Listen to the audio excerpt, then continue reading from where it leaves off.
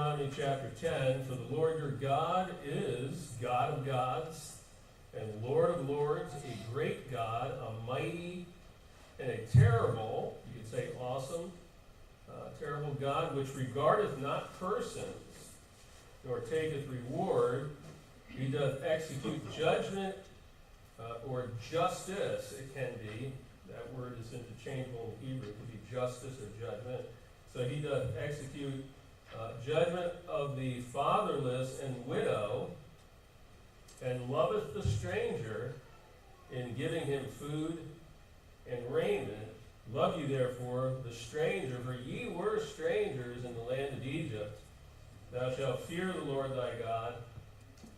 Him thou shalt serve, and to him thou shalt cleave, and swear by his name. He is thy praise, he is thy God, that hath done for thee these great and terrible things which thine eyes have seen. Thy fathers went down into Egypt with 70 persons. And now the Lord thy God hath made thee as the stars of heaven for multitude. So that'll be the remainder of chapter 10.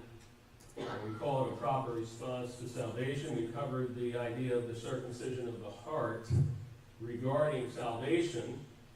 And we said that's an Old Testament phraseology that refers to regeneration. We kind of spent a lot of time on it last week. So what follows is after that, what should we be doing? And he gives this discourse again on the love of God. Number one, we see the supremacy of God. He is God of gods and Lord of lords. And so this is the emphasis upon the greatness of God. And then the power of God, he calls him the great God, a mighty and a terrible God, or an awesome God. That word terrible there is actually, it's the word affair. It's the word for fear and reverence. So when it says terrible, it can mean awesome, reverence, that type of idea. And so, and again, it's a reminder as he goes back to this idea of who is God, and he tries to answer that question. And part of it is God is the warrior God, right? And he's reiterated this so many different times as they would go into the land, he would go before them. But he is the one that will deliver them from Egypt, and he'll mention this again in verse 19. So the warrior God, then the standard of God is what we see next. It says that he is no respecter of persons. And this means that God is impartial. James chapter 2. James says, somebody comes into your church and they're all decked out and they got lots of money. You know they got money because of the way they're dressed. And you say, hey, come on up here, sit in the front row. And the guy comes in and he's a little ragtag and you go, you guys sit in the back. And James says, don't you do that. That person who's in the rags and the tags is just as important as the person that's all decked out. And he makes the point, God is no respecter of persons. And so we need to be careful. So Bill. There's a similar reference for us as born-again Christians in our walk. Knowing from Adonai you will receive the reward of the inheritance. It is Adonai Messiah whom you serve. For he who does wrong will receive the consequence of the wrong which he has done, and that without partiality. And yeah, was that Peter? This is Colossians. Colossians, okay. Yeah. Peter makes that same argument in his first epistle. That God is impartial. Right? Another verse I wanted to take a quick peek at is in Galatians chapter 3, in verse 28.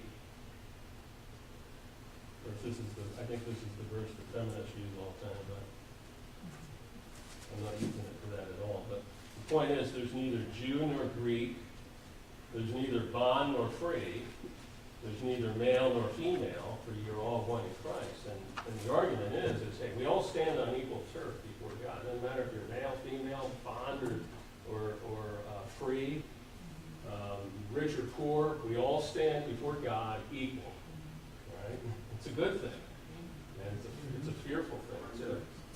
And so nobody's above the other person. And God doesn't, he's impartial. doesn't take bribes, right? And I think this is what's indicated in this text at one point. He doesn't take reward, is what it says there. So, he doesn't, it's not like, oh, this guy's better than the other guy, and, politics, they tend to look the other way when it's somebody in their party, but if it's somebody in the other party, right, then they judge them, but both sides do this, right? But not with God. And then they take bribes, apparently, and we know a lot of our politicians and judges, they take bribes, they get paid from one group to another. God doesn't do that. That's just his whole point. He's not like the pagan gods who shows favoritism. God is impartial. The guardian God, number 4, verse 18. He does execute, and I'm going to use the word justice, because I believe that's the way it should be. He does execute justice for the fatherless and the widow, the lover of the stranger, and giving them food and raiment. And so God is a guardian God. And the point here is that God takes care of people. And the list that he gives here, these are all the disadvantaged people in the culture. The fatherless, the orphans, you could say the orphans, the widow, the alien resident is the idea there. The stranger, it's called stranger in the King James, but it's the alien resident. And because they're alien residents, they're displaced out of the culture. And so they're going to be disadvantaged. And so the whole point is that God looks upon the disadvantaged and he cares for them. He protects them. He provides justice, and it mentions food and raiment. That could include also shelter. So that's the guardian God. And then verse 19, we get the principle that comes out of Leviticus 19:18, to love your neighbor as yourself. And so what he says in verse 19 is, love ye therefore the stranger, for ye were strangers in the land of Egypt. So you can really identify when there's an alien resident among you, because you used to be an alien resident, right? So you can identify with that, and you know how it feels. So you can treat other people the same way as what you wanted to be treated when you were an alien resident.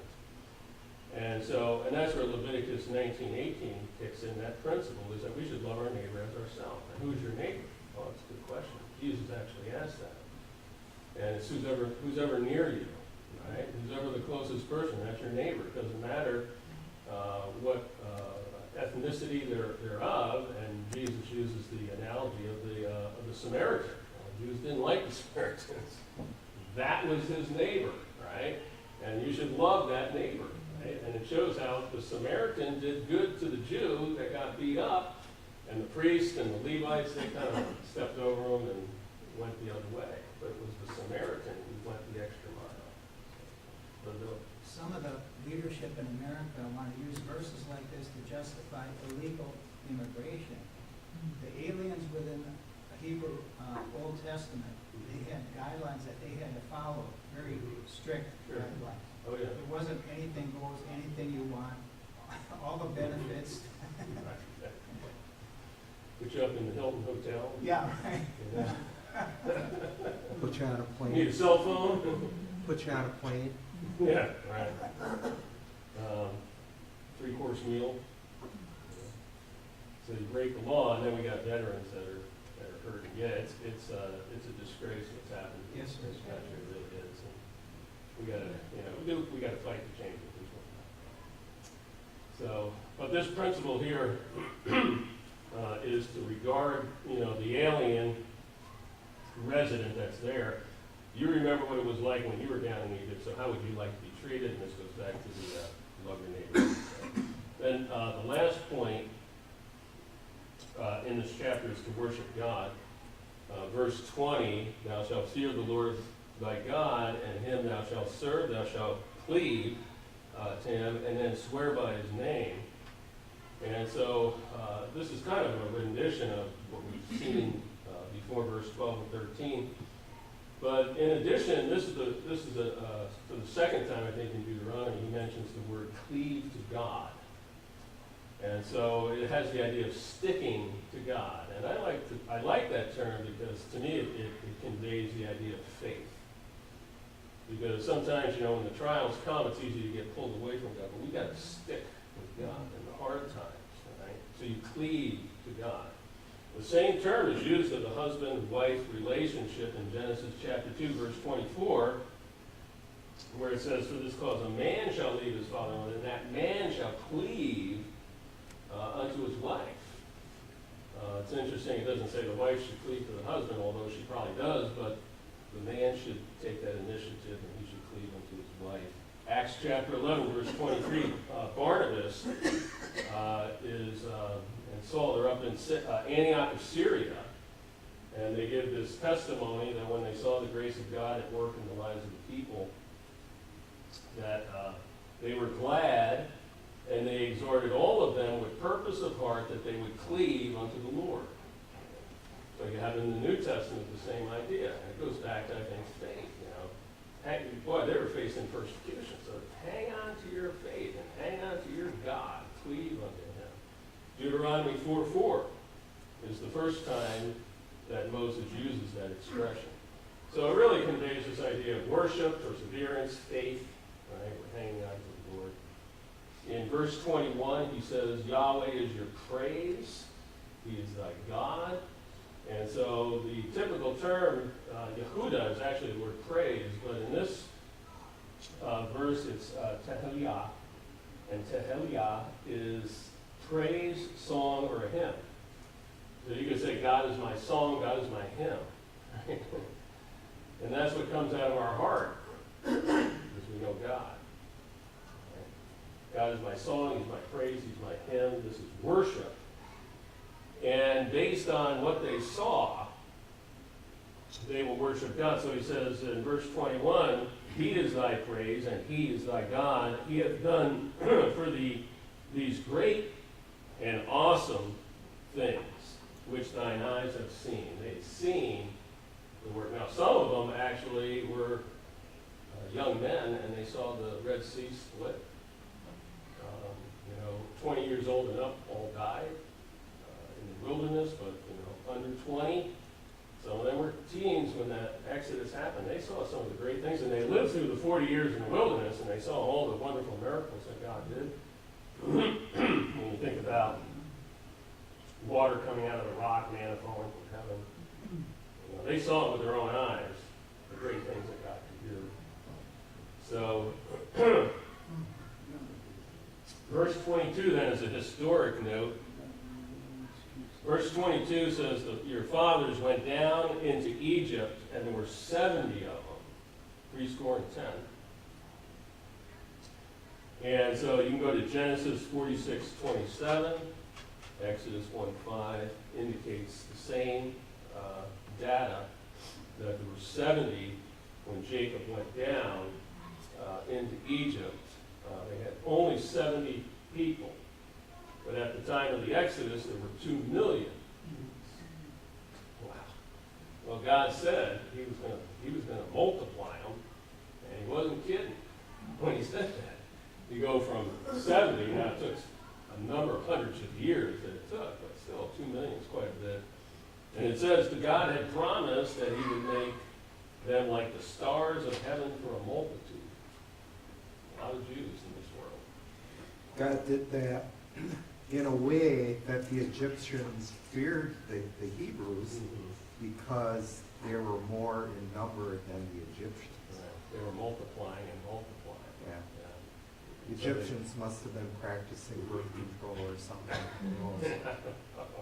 Only two babies per household. Right. That kind of a Chinese policy or something they had down here? I don't know. But, yeah, it did, and you're right, Jen. They feared that, and they thought, "Oh, wait a minute, there's going to be more of them than there is of us, and they're supposed to be our slaves." And so, they turned up the heat, and they wanted to try and kill the babies and all that other stuff that they did. But you can't thwart the plan of God. And man has tried this throughout the ages, and God overthrows man. He confounds the wise, right? He chooses the foolish things of the world to confound the wise, and the weak things of the world to confound the mighty.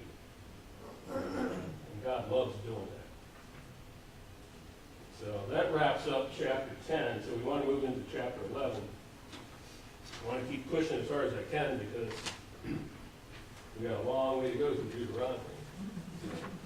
Now, I made it through Ezekiel. That was a long book. But I think it did take me 2 years to get through Ezekiel. So chapter 11, we have explaining the love of the Lord. And in this chapter, at least I can tell you in verse 1, so Moses begins to draw this idea of, it's kind of this inseparable connection between the love of God and obedience to God. Puts these two together. In fact, you can't really split them up. So this has come up before in Deuteronomy chapter 6, verse 5 and 6. He mentions to love the Lord your God with all your heart, and then to follow through and you obey God. Chapter 7, verse 9, chapter 10, 12 and 13, chapter 11, verse 13 and 22. So, and Moses will jump into this further on, that in chapter 19, chapter 30, he'll make the same connection of the inseparableness between love of God and obedience to God. And so, but you know, that's not too far from what Jesus said, is it? In fact, I think what Moses said, Jesus said. John 14, 15. If you love me, do what? Keep my commandments. So it's really maybe the ultimate test for the Israelis' love for God is their willingness to obey Him. And maybe the test that we have in our lives when we say, well, yeah, I love Jesus, is the ultimate test that you really want to follow Him and obey Him. I think Jesus conveyed that in Luke chapter 9 where He says, hey, if any man come after me, what? Take up your cross and follow me. If you're claiming that I'm your Lord, you know, at one point Jesus said, why call ye me Lord, Lord, and do not the things that I say? In 1 John 5:3, for this is the love of Elohim, that we keep His commandments, and His commandments are not burdensome. Right, yeah. I quoted that last week, or I don't know if it was Sunday school or sermon in the morning, I can't remember, but yeah, we just went over some of that. You know, God's commandments are not burdensome to us. It's joyful. It's actually joyous. Serve and obey God. And so the test is, if you claim that you love God, you should follow and obey God in all things. So Moses commands Israel, and really all people, to love God. So you command them to love God. It's not an idea. It's something that comes from the heart, and you got to obey by loving God. Love the Lord your God with all your heart, mind, and soul. So it's really, this issue of loving God is an issue of faith. You've got to determine in your heart, and you've got to choose in your heart, I'm going to love God. It's a commandment. And so, and this is no doubt the most important, intimate relationship that you can have next to a husband and wife relationship. This is the most important relationship, is your love with God. And you express that love through obedience, following what God says. So verse 1 says, therefore thou shalt love the Lord thy God and keep His charge and His statutes and His judgments and His commandments. That's a repeat of Moses keeps using those three things: statutes, judgments, and commandments. And he says you should do it always. Always do that. Verse 2, know ye this day, for I speak not with your children, which have not known. So there could have been some little babies that didn't see anything. Which have not seen the chastisement of the Lord your God, His greatness, His mighty hand, and His stretched out arm, His miracles, His acts, which He did in the midst of Egypt, unto Pharaoh the king of Egypt, and to all of his land. And then verse 4, he'll go on and talk about how He took on the army of Egypt, and the horses and the chariots, and overthrew them. So verse 2, Moses again urges them to remember the past. And this has been throughout Deuteronomy. It's always, remember your history, because your history is very important. And when you remember your history, you remember the good things and the bad things. You remember what worked and what didn't work. So Moses is always calling them back to remember the past. And he says, I'm not speaking to your children, which have not known, the ones that were born later on, Because they didn't see all the great things that happened. But he's speaking to the second generation. He's speaking to the kids 19 and under that lived through the wilderness. The parents all died off. At this point, Moses is 38 days from his own death, I think, as he writes this book. And so these people that he's addressing, the second generation, they lived the 40 years in the wilderness, and they saw all the great and wonderful things and the miracles, and they saw the judgment of God. He calls it the chastisement of God. Well, there were 8 complaints in the wilderness, and one of them stuck them out there for 40 years, but 8 times there were things, and there were judgments on every one of those, and the book of Numbers kind of unpacks all of that. And so these, the children, maybe they were old enough, and the second generation, they understood and they saw the chastisement of the Lord. He uses the word musar, which can be translated discipline, instruction, and admonition. In fact, it's used 50 times in the Old Testament, and 30 times it's used in the book of Proverbs. And so it's a favorite of Solomon. And so Proverbs 1:8, my son, hear the instruction of thy father. That's the word musar. Hear the discipline, the admonition, the instruction of your father. Forsake not the law of your mother. Proverbs 3:11, my son, despise not the chastening, the musar, the discipline of the Lord, neither be weary at his correction. And so 30 times in Proverbs he's going to use that term. That's just a couple verses. Jeremiah 35:13, thus saith the Lord, will ye not receive my instruction, my discipline? So hearken unto my word, saith the Lord. You're not going to receive my word? That's what he's saying. And look at my discipline, look at the chastisement that God has done to his own people. So this idea of discipline has the idea of moral instruction to the people. Moral instruction to the people. And so, and because of the waywardness of the people, it was critical that they got this moral instruction and discipline leveled against them. That indicates the defect of the human heart. My heart went wayward. Boy, how many times have we said, stay on the path? You know, you read about stay on the path. Don't veer off the path. Don't go to the right hand. Don't go to the left. Stay on the path. He didn't stay on that road. And because of the waywardness of man, we want to go off the road. We look down the other road and we go, hey, that looks pretty good over there. And this is kind of a plain old road. I don't know if I like this road that much, right? And so the human heart goes, I think I'll just give me a few minutes. I just want to dabble over here, right? And maybe I'll go on the side, maybe there's a little hill, and all of a sudden I lose it and I tumble down the hill. I was only going to do it for a minute. And God says, no, it's a plain and straight and narrow road. Please stay on that road. Because if you don't, that wayward heart, you're going astray. And so the human heart wants to go off the road, and it takes diligence. And I would say that sometimes it takes drastic measures of the Lord to get you back on the road. But you keep wanting to get off the road. Right? I'm not saying that I'm any better than you. I want to get off the road sometimes. You know, I'm driving down the road, I'm like, oh, wow, look at that, look at this. And all of a sudden my mind's gone. It's like, no, stay on the road. Right? Keep your hands on the wheel. Right? Keep one at 10 and one at 2, right? That's what you're supposed to do, and just drive down that road. Of course, I don't always put my hands in the right spot on the wheel. Sometimes I use my finger when I turn. You're not supposed to do that. Right?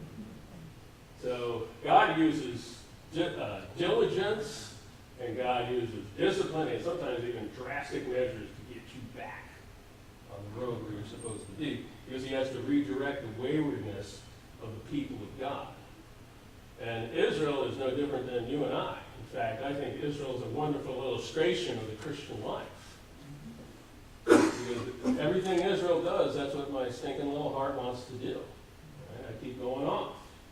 And God says, no, stay on the path. And so Proverbs is a wonderful book to read because it uses that type of analogies. That's very helpful to us. So 50 times in the Old Testament, he uses the word discipline, chastisement, instruction. And 30 times in the book of Proverbs, he says, he uses that term. So it's a favorite of Solomon's. And so God has a way of doing certain things, right? Because we were talking about the wayward heart. We want to go off this, stay on this plain old boring road. And our hearts want to go and veer off. And so God knows how to deal with it. Right? And we said sometimes we use, so here was a great idea God had. I'm going to put you down in Egypt, and I'm going to put you in bondage. How do you like that one? No. Listen, couldn't you just send me a text and say, get back on the road or something? No. Bondage. Right? Oh, man. And the whole thing, God wanted them to see something, and the text mentions it. God wanted them to see the mighty hand, the greatness of God, and the majesty of God. And the best way to do that is to make you a slave down in Egypt, and then I can really show it. And this is Paul's argument in Romans 9. I raised Pharaoh up. They made him the biggest and greatest king of all the world, gave him the greatest army and all the chariots and all the horses. Why? So I could show my greatness and exercise my glory before everybody. Nobody could beat Pharaoh. You want to bet? Pharaoh says, who is this God? Who is the Lord that I should obey? Who is Yahweh that I should obey? He knew who Yahweh was because he had already heard about it. He had no regard for Yahweh. So God was going to show him. I think too, the whole idea of the bondage, when they went down there, they were going there to escape famine. They were trying to find sustenance. Yes, right. Mm-hmm. But God used that time of bondage to build a nation. I don't know that Israel would have been successful if they would not have been in that situation where they couldn't leave, and they had to, they basically, because during that time there wasn't any instruction to just marry within your families, and yet they did that. And so it was a crucible that God used to build a nation that I don't know that you can find an example anywhere else in history. History's lost. Maybe it occurred somewhere, but that one is recorded for us, and we see what he did. Right. Yeah, that's a great point, Chris. And here's the thing: so God needed to multiply them, and He had to keep them pure, and they had to. So they're in Canaan, and God knows this is not a good place to be. So I'm going to get you down into Egypt, but there's the danger you're going to commingle with the Egyptians. But the Egyptians didn't like anybody coming out of Canaan because they were shepherds, so He put them out in Goshen, what later became Goshen. And in Goshen, they could just live there by themselves. And that's how they just marry, cousins were marrying cousins or whoever, they could do that back then, it's before the law. And that's how they grew and they multiplied so much. So that's an excellent point. You don't know if they probably couldn't. No. God had to get them out of that situation. So He made a famine. You have nothing to eat. You got to get out. Right? Where you're saying we put them in bondage to get their attention. Oftentimes He brings sorrow in our life also to get our attention. Like you say, get us back on the straight and narrow road. Pastor Adrian Rogers brought up this poem, and I really liked it. It's something like, I walked them out with pleasure.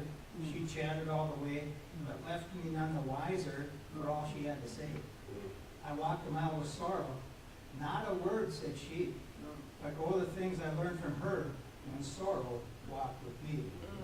And sometimes Yahweh does that in our lives too. Yeah, absolutely. I think of there's certain things that have happened in our life that were, devastating. One, I remember when Chloe got cancer, and it was a difficult time. We got through it. She's doing fine, but those are times where God teaches you things that He couldn't do it in a classroom. You can't say, okay, get your notes out. Here's 5 points. It's something you have to be engaged in. And you learn trust, you learn prayer, you learn faith, and pain and sorrow. Yeah, one of the things associated with that bondage, though, was that God needed to do a work in 10 of the brothers because there was sin in the camp that they caused Right. Oh, yeah. grievous. Yeah, and you do see that. It's interesting. they're pretty mean to Joseph, right? Had a real attitude toward Joseph. And as they got older, and I think this is what Joseph saw, when they brought down Benjamin, and he got the double portion, they all kind of joked it off and laughed at it, and it didn't bother them anymore. It was almost like they got over this whole jealousy thing, you know? And it was kind of like they loved Benjamin. In fact, they tried to protect him. They didn't want to bring him down at first. And then they had to bring him down. And you just see kind of this attitude of change. So already God was working in their lives, and they probably grew up, right? They were younger when they did that to Joseph. Yeah, trouble, famine. Yeah, There's famine involved. right. Yeah. We gotta cook. Right. We Someone got else nothing to to get eat. our food. Right, absolutely. And it tells us here, in the text here, that, where it says, they had not seen the chastisement of the Lord your God, his greatness and his mighty hand and his stretched out arm and his miracles and his acts, which he did in the midst of Egypt unto Pharaoh the king. So he goes back to this whole thing. He's saying, God took on the greatest king, the most powerful army, and he did it so you could see how great God is. They needed to see that. And instruction is also the love of God. It's showing the love of God. Oh, yeah. We instruct our children, they don't like it, who likes correction? Right. Nobody. But the whole motive behind it is love. I tried to convince my son of that, I'm gonna spank you because I love you. Oh yeah, that's ridiculous. So I let him spank me. Yeah, I remember, my parents would, my dad would say, this is gonna hurt me more than it hurt you. I'm like, you gotta be kidding me. That's not the case. And, but now, years later, you reflect back on it, and I understand what he was talking about at that time. Anyway, God loves us, and whom the Father loves, he chastens. And so Israel had to learn how great God is, but they had to learn his goodness too. And so God was going to provide, there were things he was going to do that would convey his goodness. But they also had to learn that he was sovereign and they had to submit to his rule. That was a hard one. And they had to submit to his word. And so, and God's still doing that to his people even today. And we have to learn that. I have to submit under what we call the lordship of Christ, right? We've got to put ourselves under the authority of Christ. No different to them back then. They had to submit to the rule of God. Deuteronomy chapter 8, we looked at many weeks ago, but if you remember, in verse 2, he says, God led thee these 40 years in the wilderness to humble thee and to prove thee, to know what was in your heart, whether you would keep his commandments or not. And you said, well, isn't there another way? That was the best way. Put you out in the wilderness, food, you're in a bad place. But I did it so it would humble you. You got a pride issue, and I got to test you to see what it's going to come out of your heart, right? And so when God squeezes you, right? When you squeeze the wound, right, the pus comes out. That's right. That's the best way I can explain it. If you have a sponge and you fill it with gasoline, and you squeeze it, guess what comes out? Gas. If you fill it with red dye, you squeeze it, red dye is going to come out. If you fill it with anger, you squeeze it, anger is going to come out. You fill it with fear, you squeeze it, fear is going to come out. Jealousy, you squeeze it, jealousy is going to come out. Pride is going to come out. So God has to get the stuff out, and he knows what your heart's like a sponge, and he knows what it's full of. He's squeezing that and get that stuff out so you can deal with it. That's all part of what God was doing to the Jews in the wilderness. He had to prove them and test them to see what was in their heart. He knew what was in their heart, but he was going to show it to them so that they could deal with it. So, he wants them to show God is so good, God is so great. And so this God that encompasses eternity, he owns the cattle on 1,000 hills. The nations are going to drop in the bucket before him. He is the God that overrules and baffles the minds of many. Not many wise, not many noble that he chooses that are among them. And so in the end, no flesh and glory in my sight. That's where he wants you to be. No flesh and glory in my sight. So whatever he's got to do it to you to get you to that point. And so verse 3 and 4, back in verse 11, or chapter 11, verse 3 and 4, his miracles, which he did in the midst of Egypt, and of Pharaoh the king, and in all the land, and what he did to the army of Egypt, and the horses, and the chariots, and how he made the water of the Red Sea to overflow them as they pursued after you, and how the Lord hath destroyed them unto this day. It was devastating. And so the miracles could be the plagues and some of the other works and acts that he did. It devastated the land. In fact, some historians say Egypt never recovered to this day from the 10 plagues. They recovered some, but they never fully recovered to the height of an empire that they once were. And so he takes on the army, the horses, and the chariots. Obviously, these are the most powerful. If an army had horses and chariots, that was pretty powerful, and they were hard to stop. They could easily just run you right over, and the Israelites had none of that. And so that was considered wealth and power of that day. And God was going to take out all those horses and chariots. And he mentions God used the Red Sea, controlled it, and he used that to take them out. Yam Suf is what it is in the Hebrew. So it was the Sea of Reeds, it actually is. And so that mentions that Yahweh destroyed them, and I wanted to just take a moment, go back to Exodus 14. Exodus 14 in verse 30 and 31. It mentions, so the Jews go on dry ground, they get all the way across, and they get on the other side, and the Egyptians are coming across on that dry ground to come get them. And God started doing crazy things to the chariots, and they got stuck in the mud. It was dry before, now it's muddy, and then all of a sudden he closes the waters down upon them. And it tells us in verse 30, thus the Lord saved Israel that day out of the hand of the Egyptians. And listen to this. And Israel saw the Egyptians dead upon the seashore. So if you can imagine, they're all lined up, and here comes the Egyptian, and God just crushes them. And they're standing on the seashore, and these dead bodies start washing up onto the shore, and at their feet are dead soldiers. They didn't raise a hand against them. God took them all out. And that's where it says Israel saw these dead bodies come out. Warriors trained to kill. They would have devastated the Israel. They had no weapons. God took them all out. And they got to see it.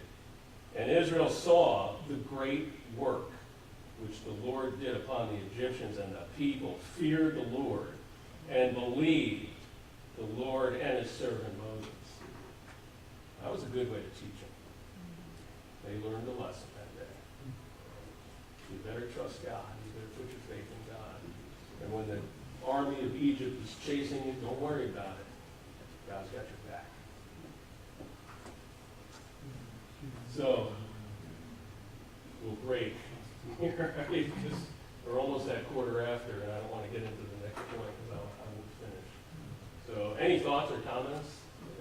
Go I ahead. just have a odd question about when they're married cousins and all that stuff. Okay. Is there do you think there was a protection for it then? Because I mean, today it's not a good idea to marry because then Right. genetic problems are multiplied and all that kind of stuff. Mhm. And I know that in the Amish communities where they're very strict and they don't travel to the other Amish communities to intermarry with them, and they just keep intermarrying within their own, they've had, sickness issues and those kind of things Mhm. from intermarrying too many, like not enough outside That's gender. right. Yeah. So do you think there was like something special at Yeah, that time? well, there's two things. Yeah, it could have been God just protecting, but prior to the giving of the Mosaic Law, they could do that, and part of it was probably the not gotten that bad at that point.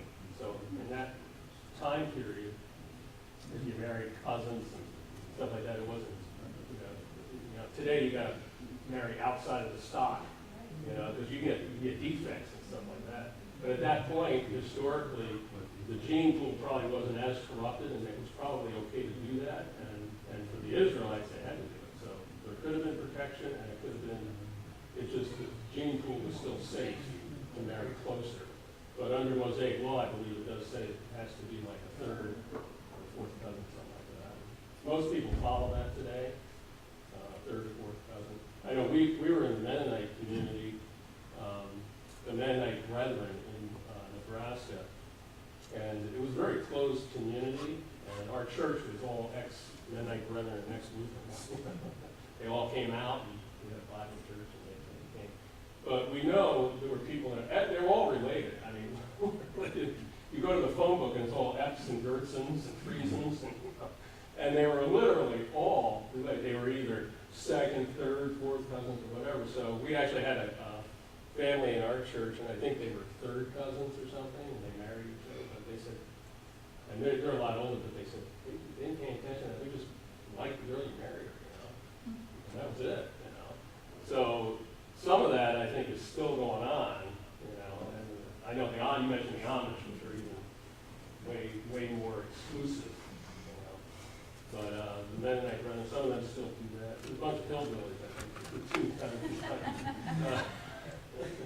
They married pretty close, and they said some of them have 6 fingers on one hand, things like that. So I've heard all kinds of stories. But God providentially protected, or it just really wasn't that bad at that time.